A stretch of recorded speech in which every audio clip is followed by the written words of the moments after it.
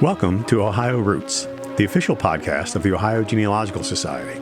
Join us as we embark on a captivating journey through Ohio's rich genealogy, history, and abundant resources.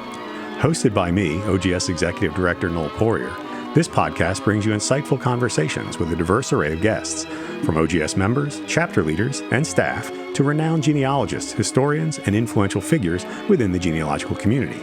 Each episode delves into fascinating topics and captivating stories. So grab your headphones, hit that play button, and join us on this enthralling journey of Ohio's roots.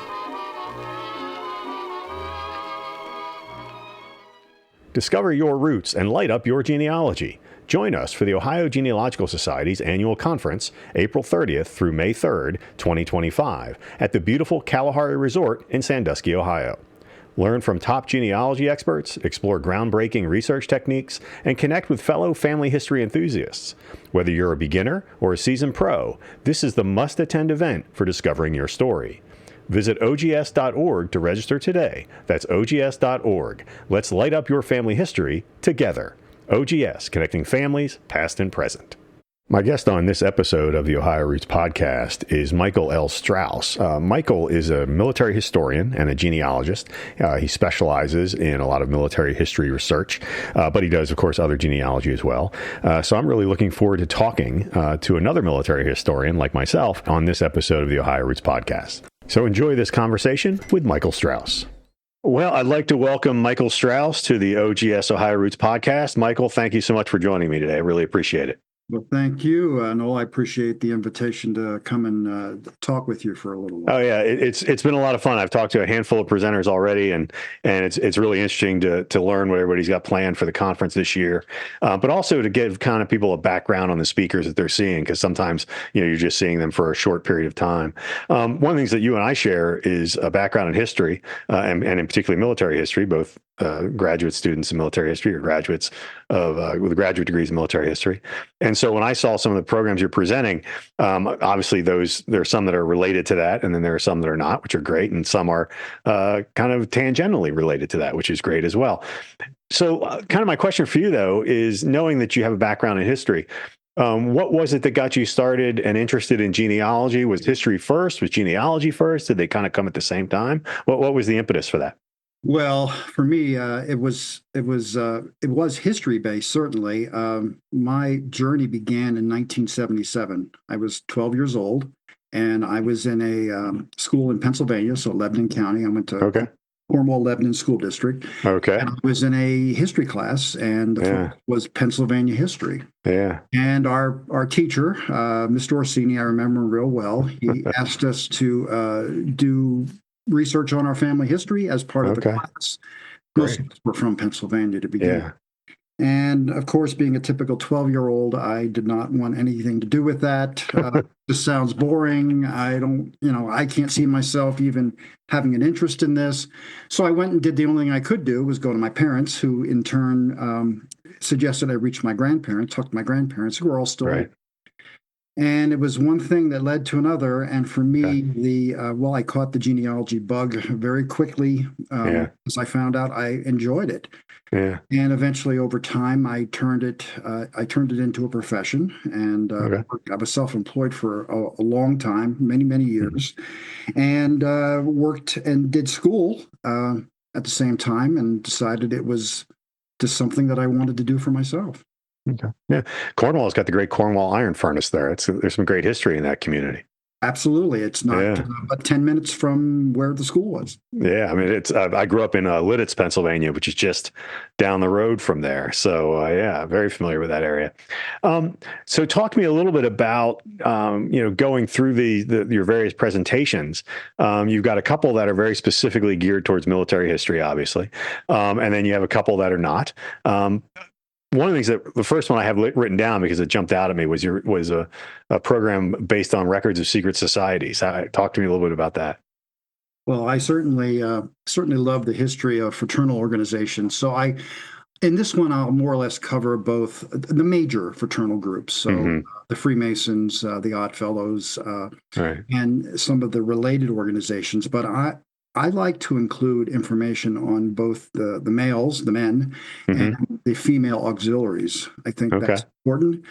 And when you throw that together with genealogy, I think it's a real nice mix Yeah. because you have an opportunity to learn a little bit about the social history of your ancestor, what was going Right. on in their lives, and even draw it into a bigger picture, if you will, what was going on in the United States, how these organizations came about, and why they Hmm. existed. You know, there's reasons why they were began to begin with, and Right. oftentimes it related to politics or economics or any number of reasons, and that's where Yeah. history plays such an important role. Right. And what I like about fraternal organizations generally is they also speak to community, and community relationships and status, which is always kind of interesting. And I Absolutely. know with the Ohio Genealogical Society in our archives, we have a number of fraternal organization records that are specific to Ohio communities, and they're very interesting to kind of go through in terms of looking at a community and who's interacting. And surprisingly, they contain a lot of really useful pieces of information. I mean, Mhm. you'll often get ages, occupations, Right. their place in within society. Right. And it's, for me, I worked for a long time at Colonial Williamsburg in Virginia, and we talked a lot about the Masonic community in Williamsburg. And it was one of the few social communities in colonial America where a carpenter would be sitting next to a lawyer or to a politician and be an equal in many ways. Absolutely, inside the halls Yeah. of that lodge, all are equal. Right. Yeah. It's Which fascinating. really think about that, and that really kind of dovetails nicely into the very foundation of our republic. Right. Exactly. It's they're fascinating stories. I'm really looking forward to that one. Um, Kind of on the flip side of that, you've got one on the kind of roles and responsibilities of women in the women's suffrage movement, and I'm curious, kind of how you stumbled on that kind of particular story. Well, I actually love women history as well, and actually, my interest in women's history began when I was researching women in the military. Okay. That kind of was the linchpin for me that Hmm. pushed my interest into that field of study. And when I found out that women, oftentimes, or at least early on, had to masquerade as men to join until they were generally accepted into the ranks of the military, Right. which wouldn't occur for hundreds of years. Yeah. My interest stemmed from that initially, and then I just started to research en masse women history in general as it relates to the law Right. because women had limited rights, they had limited roles, and they had limited educational opportunities. They were Yeah. more or less second class citizens for many, many years as we operated, or at least our laws operated under what was commonly referred to as English common law. Right. Yeah, I that one jumped out at me because the home I live in New Philadelphia, Ohio, was the home of the founder of the suffragist movement here in Tuscarawas County, Ohio, and they actually had their very first meeting in my front parlor, which is kind of a neat. So when I saw you writing about that, I thought, wow, that's just great. So Love it. I mean, that's amazing. yeah, I mean, I have a wonderful photograph of her sitting in my front parlor, and then they all met here, and then she organized everything, and then they took off. So it was pretty fascinating. Um, Now you've got one on researching World War One, and I'm curious as to what makes World War One for you a particular uh, challenge when it comes to conducting research on people on soldiers and things like that. Well, I think all wars have their complexities and Hmm. difficulties in research. Sure. Certainly, lack of records, amongst other things. For World War One is kind of like the War of 1812. It's kind of well, the War of 1812 is kind of often a forgotten war, Sure. but World War One has its own problems. Mhm. It comes on the heels of the punitive expedition of 1916, which was Right. an incident we had with Pancho Villa and as part of the Mexican Revolution, and where our army, for the first time, crosses a border. We chase after Villa unsuccessfully, and our National Guard is mobilized Right. nationally for the first time, where we can go to the border but can't cross the border, which to me is fascinating in itself. Yeah. Uh, what really is a challenge for those records and that those record sets are the fire of 1973, which destroyed millions and millions of records, and Hmm. I will focus heavily on how to reconstruct what was lost from that devastating fire on that day of Right. July 12th, 1973. And it's interesting. I'll be giving a presentation at the conference on documenting fallen heroes, men and women who have lost, gave them an ultimate sacrifice in wartime, and it's more about why to tell the stories than it is about how. But it's a fascinating thing when you're looking at those records from World War I, and you do have to kind of piece those together. That's a real challenge. Absolutely. Yeah. You mentioned the War of 1812, and that's a good kind of segue to another one of your presentations, which deals with sailors and free trade and the relationship that might have with genealogy in your research. Can you give me a little background on that one? So elaborate a little bit on that. So yes, Yeah. that it is a often forgotten war. It's our second war of independence, if you will, Right. often referred to as that. There were a number of reasons that brought us into conflict with England. Interestingly, most of those very same arguments that we had with England were, for the most part, cleared up. Right. The time the war actually began. The impressment of seamen, for an example, was something that the British Navy practiced during the Napoleonic Wars, obviously, Sure. with France. And in turn, they stopped that practice before we entered the war. So it really wasn't a true reason to get into the fight. Right. But interestingly, it was one of those things that pushed us into the fight to begin. Right. And I talk about those records, in detail.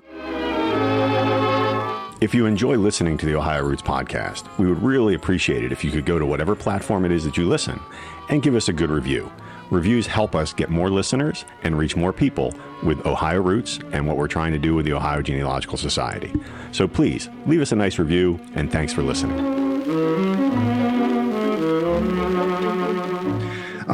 I'm a huge fan of literature, so I majored in Civil War history at Shepherd University for my undergrad, and I minored in British Lit. And I love any sort of literature. And one of my favorite authors, who's not British but American, wrote a book on titled Billy Budd.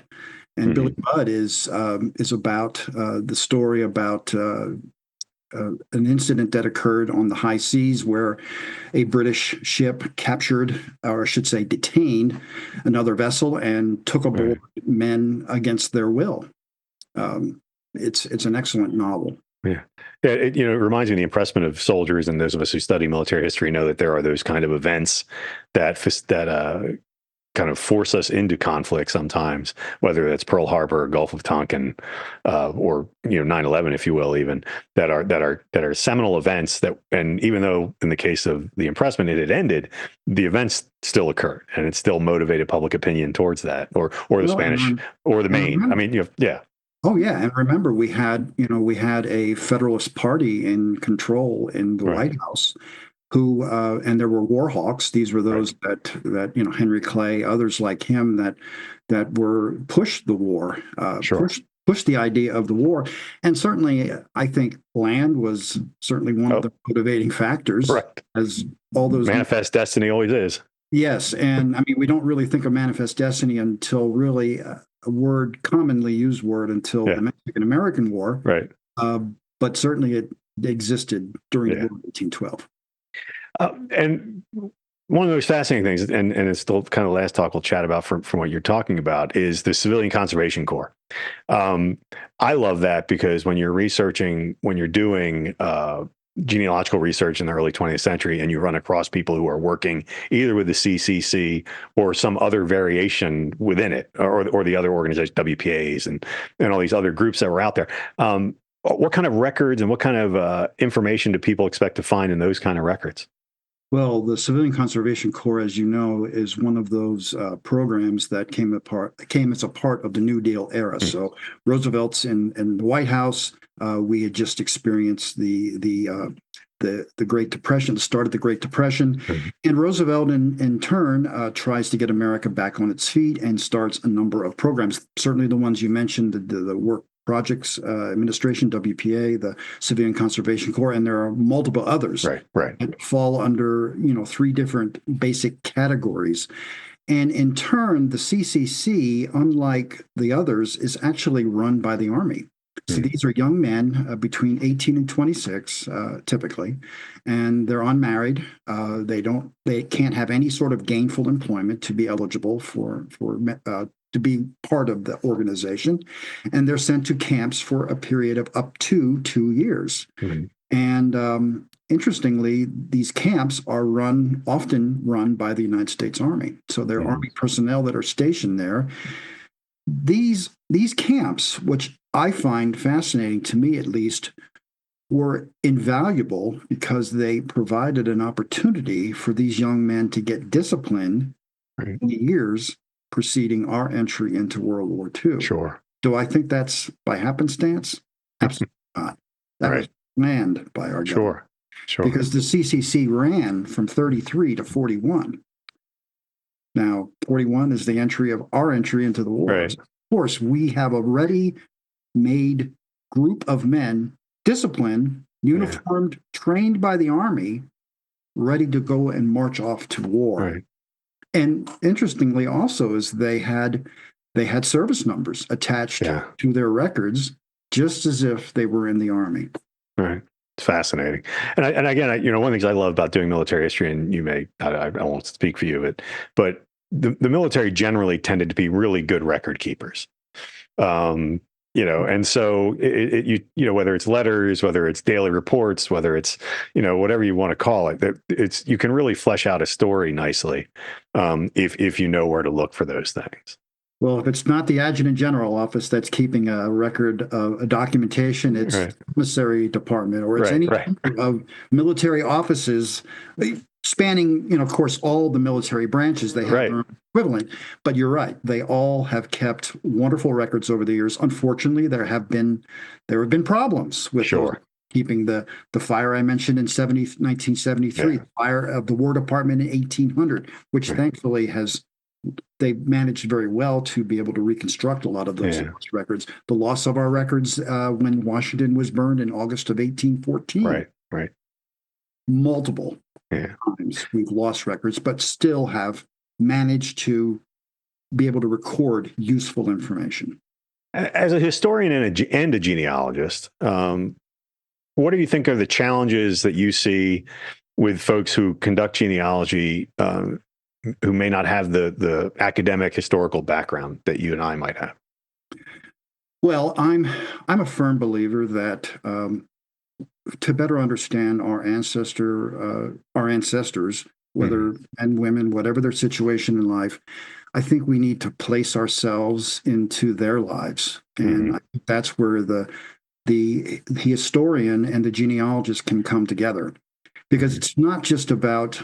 To me, it's not just about strictly researching, names, dates, places. That's not what it's all about to me. It's all about, like you said, and you alluded to, was stories, the stories behind the individual. To me, historiography is really what is kind of focusing on, because as you study historiography, you're studying what other scholars have already researched and already figured out what was happening at that time. And you're just basically placing your ancestor within those pages. Sure. And in the bigger picture, I think. And that's what gets me really excited about researching in general. If you were, many of us, like as you do, give programs to folks, general public and non-historians and non-genealogists. If somebody came up to you and said, I'd like to really start looking at an ancestor of mine, regardless of who it is, what's the first bit of advice you'd give them to get started? Well, I guess that's going to depend on what they're trying to seek out. Sure. I mean, is your question related to someone in the military where I would likely be asked, or would it be something just unrelated to that? But I think just in general, I think you need to try to acquire as much basic information about the individual, where they lived, the community in which they lived in. And then I think you should try at that point to look at as many primary records as you can. And then at the same time, read the secondary sources, the Right. historiography sources, to try to learn how they mesh together. Mhm. When in doing research for yourself or maybe for clients that you've had in the past, have you ever hit the stereotypical brick wall with a individual? And if so, were you able to power through that brick wall, and what got you through Well, certainly in 40 some years of research, it? I have hit multiple brick walls.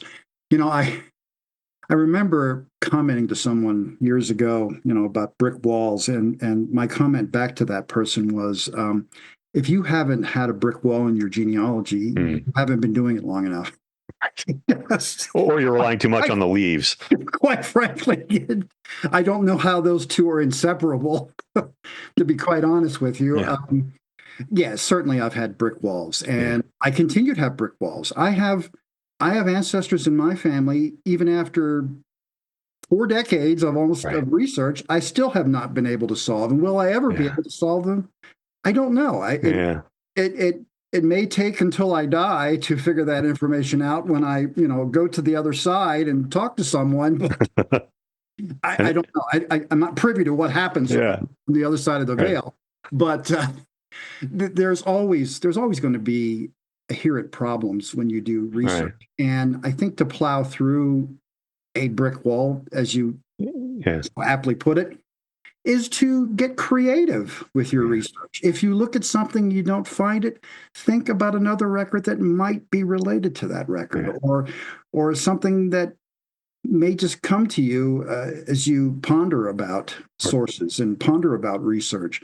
Another source or another place that you didn't consider before will probably come to mind. Power you through it.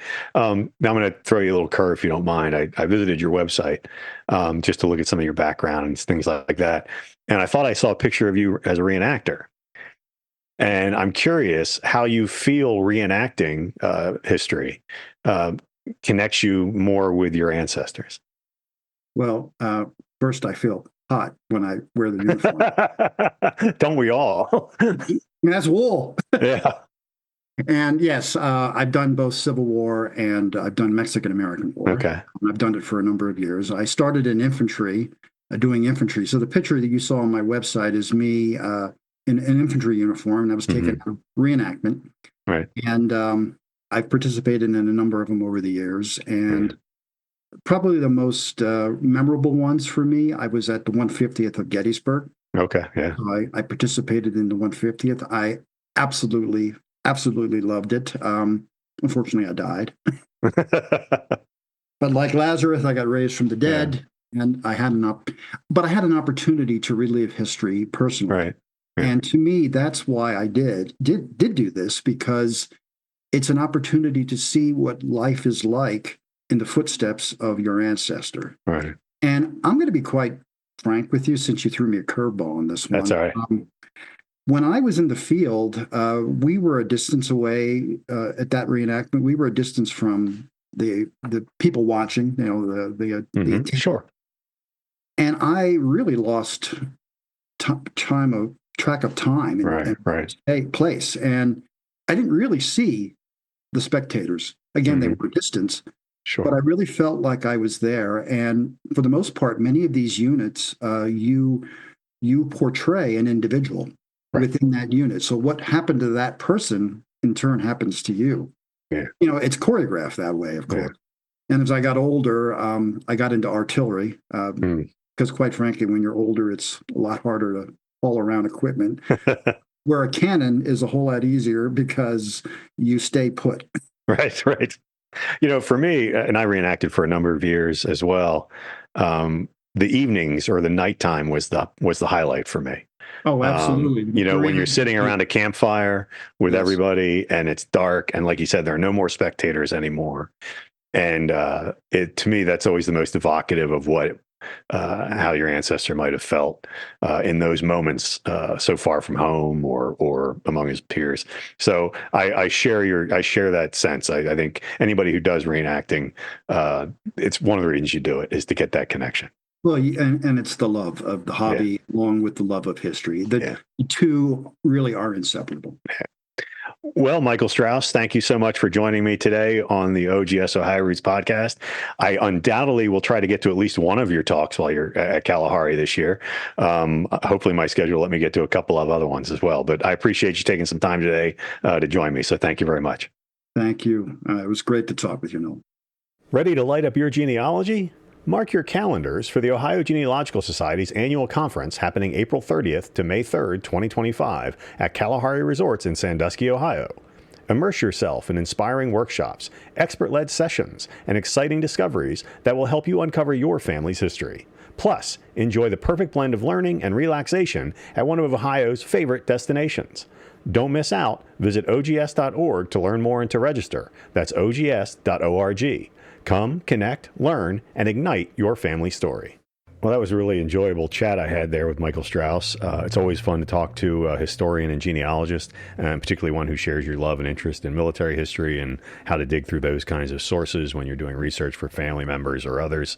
So I really enjoyed that conversation. I hope you enjoyed it as well. We actually chatted for a good 20 minutes after we went off the podcast, so it was quite an enjoyable conversation for me overall. Just so you know, you can learn more about Michael Strauss at his website, genealogyresearchnetwork.com. And thank you for listening to the Ohio Roots Podcast. The Ohio Roots Podcast is brought to you by the Ohio Genealogical Society, the premier gateway for discovering your Ohio family history. Hosted by OGS Executive Director Noel Poyer and edited by Luke Poyer.